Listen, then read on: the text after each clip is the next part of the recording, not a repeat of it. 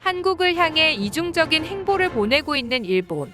일본 정부는 한국을 대할 때마다 언제나 자신들이 우위의 입장에 있다는 태도를 항상 보여왔는데요. 그런데 속을 들여다보면 일본이 완패하고 있다는 사실을 알 수 있습니다. 한국은 최근 독도 주변의 해양 조사를 늘리고 있습니다. 명백한 우리 영토인 독도를 우리가 조사하는 것은 아무 문제가 될 것이 없죠. 최근 독도의 해양자원 연구를 위해 전용 탐사선인 독도누리호가 독도 주변의 해양 조사를 실시하자 일본 전역이 발칵 뒤집어졌습니다. 일본은 조사 수역이 자국의 배타적 경제 수역이라며 말도 안 되는 주장을 펼치며 한국의 조사 활동 중지를 요구했죠. 하지만 일본의 이런 억지 요구에도 불구하고 더 이상 독도 영유권 문제에서 일본이 한국을 이길 수 없을 것이라는 일본 전문가들의 분석이 나와 일본이 난리가 났습니다.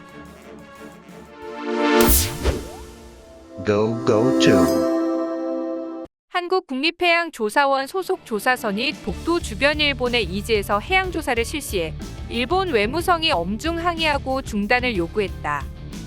일본의 주요 언론 매체인 요미우리 신문에서 나온 긴급 보도 내용입니다. 한국이 독도 주변에서 해양조사를 하자 일본에서 해상보안청의 순시선을 출동시켜 한국 선박을 향해 경고 메시지를 보낸 사실이 드러났습니다. 또한 일본 정부의 관방장관이 긴급 브리핑을 열고 이런 주장을 펼쳤습니다. 한국은 해양조사에 대해 일본의 사전 동의를 신청하지 않았다. 외교 경로를 통해 즉각 중지해야 한다고 강력히 항의했다. 일본 정부가 한국 측의 독도 주변 해양조사에 대해 항의한 것은 2017년 5월 이후 대략 5년 만에 벌어진 일인데요. 일본 정부는 참 뻔뻔하게도 독도에 대해 부당한 영유권을 주장하는 한편 독도 주변 해역도 자국의 이지라며 말도 안 되는 억지 주장을 고수하고 있습니다. 하지만 한국 정부는 일본의 주장에 대해 단호한 태도를 보이고 있습니다.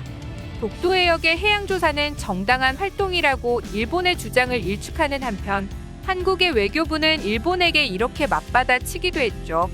유엔 해양협약 등 국제법 및 관련 국내 법령에 따라 이뤄진 정당한 활동에 대한 일본 측의 문제 제기는 수용할 수 없다.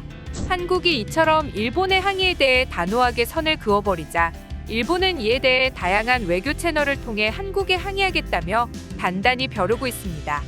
최근 일본은 독도와 관련되어 굉장히 초조해하는 행동을 보이고 있는데요. 일본이 이제는 무슨 짓을 하더라도 독도를 빼앗을 수 없다는 것을 깨닫고 있기 때문에 초조함을 보이고 있다는 것입니다. 몇십 년 전까지만 하더라도 일본이 이런 억지 주장을 펼쳐도 경제적인 면에서 한국을 압박할 수 있었기 때문에 일본이 큰 소리를 칠 수 있었지만 이제는 일본이 아무리 큰 소리를 치고 한국을 회유하거나 압박을 해도 이제 씨알도 먹히지 않을 뿐더러 한국을 이기는 게 불가능해졌기 때문입니다. 그 이유는 단순하게도 한국이라는 나라의 국력이 그만큼 강해졌기 때문입니다. 특히 아베 전 총리가 생전에 펼친 한국에 대한 반도체 핵심 소재 수출 규제는 실패해버렸고 오히려 한국을 더더욱 강력한 나라로 만들어버렸죠.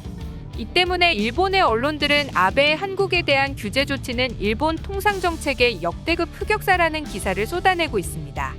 일본 내의 많은 경제 전문가들은 아베의 죽음에 대해서는 안타까워하고 있지만 과연 그가 생전에 펼쳤던 정책이 일본에게 좋은 영향을 주었느냐는 부분에 대해서는 굉장히 부정적인 시각으로 보고 있습니다. 특히 아베노믹스와 한국에 대한 수출 규제는 아베가 펼친 최악의 악수라고 평가하고 있는데요. 이 두 정책은 현재의 일본에까지 나쁜 영향을 끼치며 일본의 체력과 국력을 갉아먹고 있다고 전하고 있습니다. 아베노믹스의 저환율 정책은 이번 러시아 우크라이나 전쟁으로 전 세계가 인플레이션으로 치솟고 있는 가운데 일본의 국가 경쟁력을 완전히 떨어뜨린 최악의 한 수가 되어버렸습니다. 거기다 반도체 수출 규제는 한국에게 거의 타격을 입히지 못한 반면 일본 기업들의 큰 피해를 입히며 오히려 일본 경제에 막심한 손해를 입혔습니다.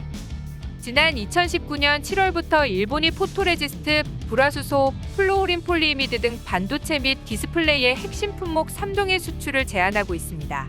지금도 일본 기업이 이들 품목을 한국에 수출하려면 정부의 별도 허가를 받아야 합니다. 또한 일본 경제산업성은 한국을 화이트리스트에서 제외했고 이 조치는 3년이 다 되어가는 지금까지도 이어지고 있습니다. 표면적으로는 한국의 수출 관리에 부적절한 사안이 있다고 전했지만 진짜 이유는 일본의 강제징용 피해자들에 대한 한국 대법원의 판결에 대한 일본 정부의 보복이었습니다. 당시 일본의 조치에 한국은 초비상이 걸렸습니다. 한국 최대 수출 산업인 반도체의 생산 차질이 불가피해지며 뾰족한 해결책이 없었기 때문이었습니다. 이때까지만 해도 반도체 핵심 소재를 국산화하지 못하고 일본에만 의존했던 탓이 컸었죠. 이에 대한 자책마저 쏟아져 나왔습니다. 사실 이때만 해도 일본에 대한 의존도가 너무 높았습니다. 하지만 한국에 대한 수출 규제가 시작된 지 3년이 지난 현재 양국의 상황을 짚어보니 일본의 예상과는 완전히 다른 결과가 나와 일본을 당황하게 만들었습니다.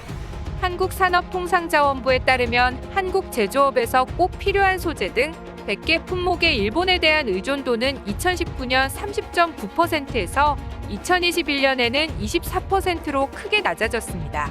지금도 현재 진행형으로 계속 줄어들고 있습니다.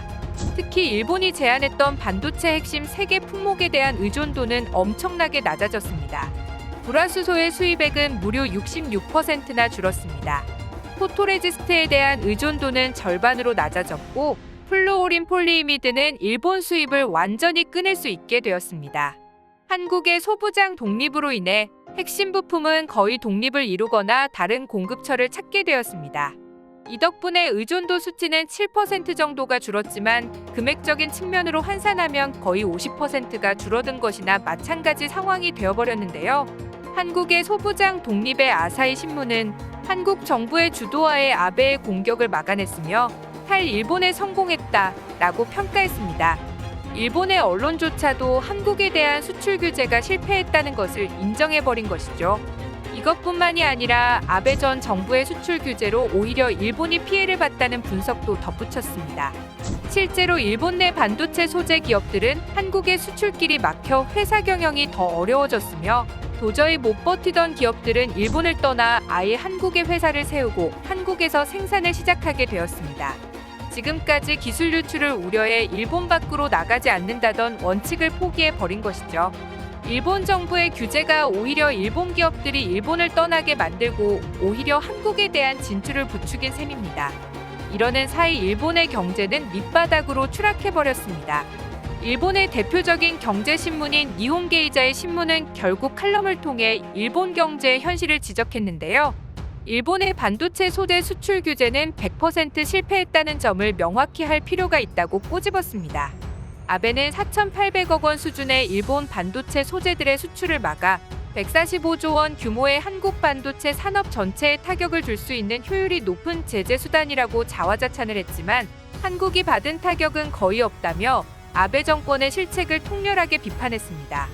또한 한국의 일본 불매운동도 일본 경제에 직격으로 타격을 주었죠.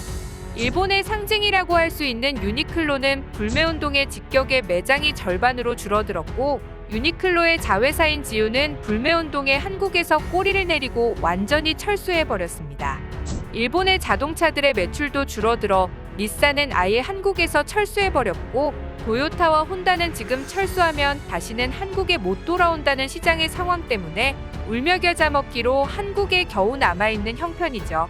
일본의 대표 맥주 회사인 아사히는 한때 최대 수입국이었던 한국의 불매운동의 직격을 맞아 공장 2개를 폐쇄하기로 결정하고 직원들을 대량 해고하고 있는 형편입니다. 이런 상황에 한국에 대해 가장 강경한 노선을 걷고 있던 아베 신조 전 총리마저 사망하게 되었죠. 상황이 이렇게 되면서 일본에서는 한국과의 관계 개선을 해야 한다는 이야기가 지속적으로 나오고 있습니다. 지금이라도 한국과 화해를 하지 않으면 일본의 경제는 더욱 힘들어진다는 것입니다. 문제는 일본이 화해를 하려고 해도 더 이상 외교적인 우위를 일본이 차지할 수 없다는 것인데요.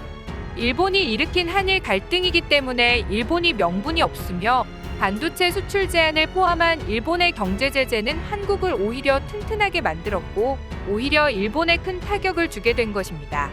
이 때문에 한국이 일본에 아쉬운 건 없지만 일본이 한국에 아쉬운 게 많은 상황이라 외교적인 주도권은 한국에게 넘어갔고 일본은 끌려다닐 수밖에 없는 상황이 되어버린 것입니다.